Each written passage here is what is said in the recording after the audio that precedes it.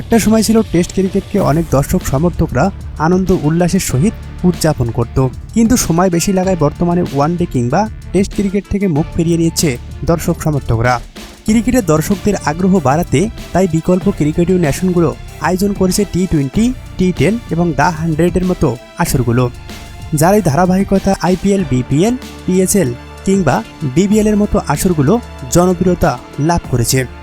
এর ওই ধারাবাহিকতায় ক্রিকেটকে আরও জনপ্রিয় করে তুলতে সর্বপ্রথম আবুধাবিতে টি10 লিগ শুরু হলেও সম্প্রতি জিম্বাবুয়েও তাদের টি10 লিগ চালু করেছে। এবার সেই লিস্টে নাম লেখাতে যাচ্ছে পাকিস্তান ও অস্ট্রেলিয়া।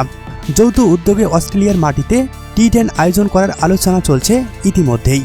এতে দুই দেশের ক্রিকেটীয় বোর্ড সম্মতি দিয়েছে বলে একাধিক সূত্রে জানা গেছে। তবে ক্রিকেট বোর্ড দ্বারা মনে করছেন এ জাতীয় ক্রিকেটীয় লিগগুলো জাতীয় দলের প্লেয়ারদের বিমুখতা বাড়াচ্ছে এবং ক্রিকেটের আসল মাধুর্যতা দিন থেকে দিন হারিয়ে যাচ্ছে।